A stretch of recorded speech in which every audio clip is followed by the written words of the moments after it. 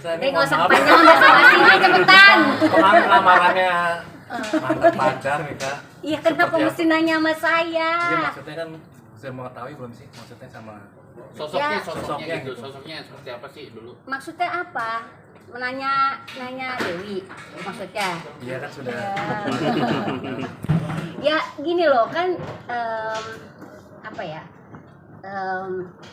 Saya memang pernah punya hubungan, tapi kan udah lama dan udah lewat gitu loh, udah masa lalu. Maksudnya kenapa mesti dihubungin sama saya lagi? Kan ya mereka sudah saling bertemu, saling cocok, saling mengikat hubungan lebih serius lagi, ya kita semua harus ikut bersyukur, ikut bahagia kan gitu. Tapi pernah dengar nggak sih Mbak Tessa katanya si pilot juga menelantarkan anak? Kalau untuk urusan itu ya saya nggak bisa menjudge atau menghakimi seseorang untuk kondisi sekarang. Kalau itu kan masalah pribadinya dia, jadi saya nggak berani ikut bicara karena saya nggak tahu setelah pisah dari saya kehidupannya dia seperti apa, kan saya nggak tahu gitu masalahnya. Kapan sih terakhir ketemu komunikasi? 2019 ya kalau nggak salah ya, kan saya mulai hubungan 2018 sampai 2019 ya udah selesai gitu. Abis itu saya nggak ada komunikasi lagi sama sekali. Pas dengar kabar tahu dari mana? Dari berita kalian inilah yang heboh dan viral itu. Ya ada juga banyak teman-teman saya yang ngasih tahu gitu, karena kan dulu saya menjalin hubungan lumayan lama gitu ya, 1 tahun lebih, jadi banyak teman-teman saya yang juga tahu gitu. Jadi makanya banyak yang langsung heboh, langsung heboh aja semuanya, langsung ngasih kabar ini lamaran gitu. Oh iya, malah saya juga tadinya sebenarnya dari berita yang dikasih tahu sama temen sih sebenarnya. Sosoknya Mas Ruli seperti apa sih? Ya baik, pada saat sama saya bertanggung jawab.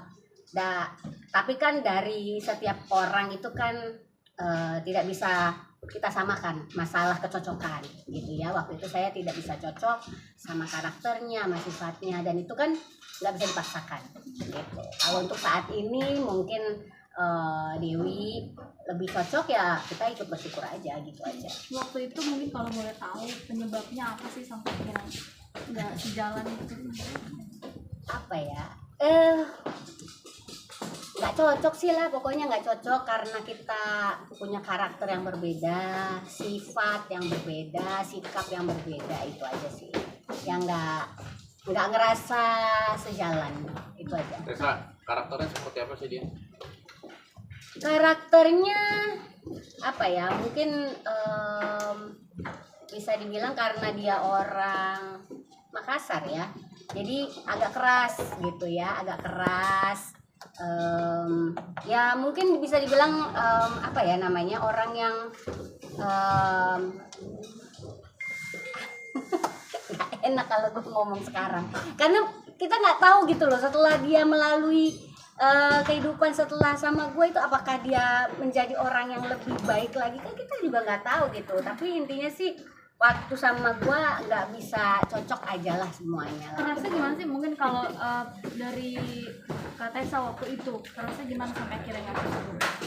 Ya kerasa ya karena banyak hal yang ya apa ya, yang menurut dia benar, tapi buat saya mungkin nggak benar atau salah. Tapi ya kita harusnya sih saling mengalah, tapi di saat itu tidak bisa gitu, harus saya mengalah kayak gitu.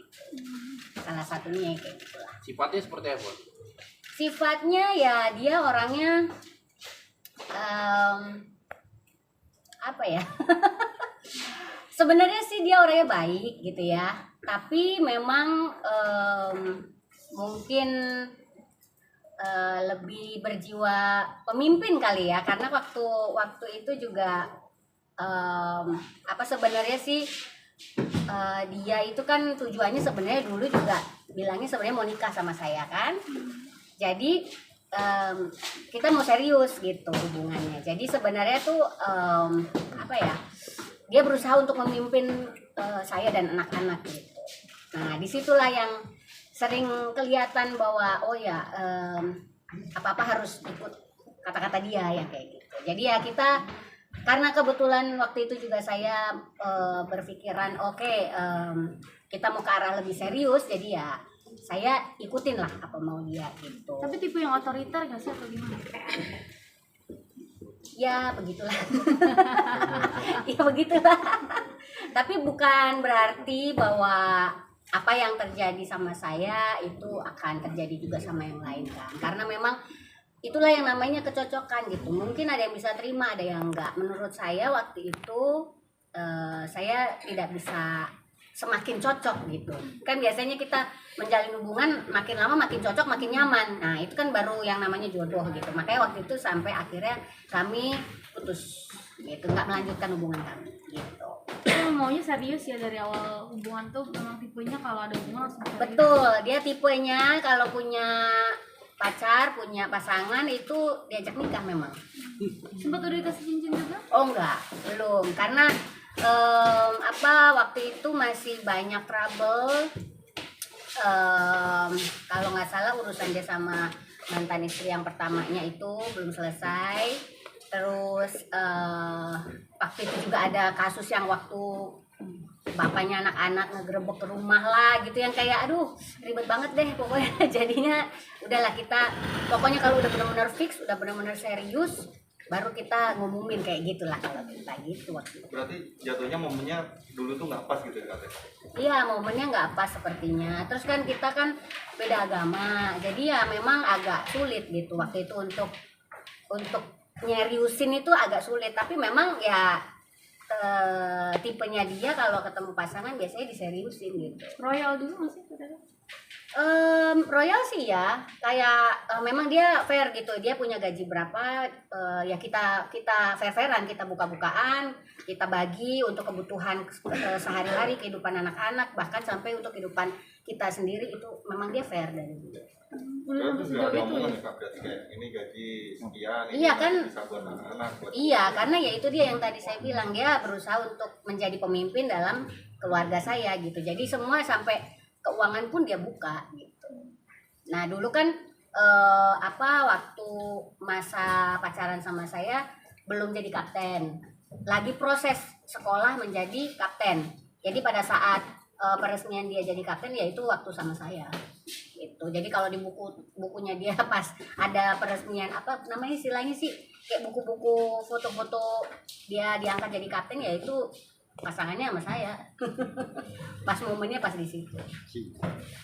Tapi memang Mbak Tessa sendiri punya kriteria khusus dari pasangan. Ya sebenarnya saya pastinya ingin yang seiman, karena ya pengalaman dari yang tidak seiman juga ternyata memang sulit, meskipun banyak orang yang bilang kan bisa ke Bali, bisa nikah di luar negeri apa segala macam, tapi ternyata nggak semudah itu, karena jalan pikiran pun bisa beda-beda.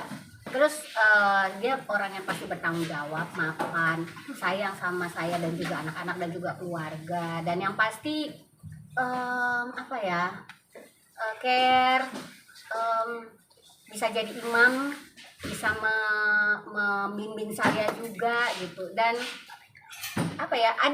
ada banyak gitu orang yang dekat sama saya tapi nanti ini kurang ini kurang. Jadi saya tuh masih selektif banget sampai sekarang gitu. Tapi di antara beberapa cowok yang deketin Kak Tessa kemarin tuh abang ini yang memang benar-benar udah perfect gitu, Mas? Belum dong, kalau enggak nggak putus kita dong. Justru enggak, karena itu juga kan udah kejadian 3 tahun yang lalu kita putus ya. Jadi maksudnya setelah kejadian dia itu, jadi saya ketemu sama orang lain, tapi ya masih ada yang ternyata dia kurang ini, jadi akhirnya kita tidak bisa terus, ini kurang ini, tapi kan tidak ada yang dipublikasikan. Sebenarnya pada saat saya berhubungan sama dia juga nggak mau dipublikasikan, cuman pada waktu itu kan ada kejadian yang waktu bapaknya anak-anak si Sandi gerebek ke rumah sampai akhirnya terblow up siapa pasangan saya kan itu.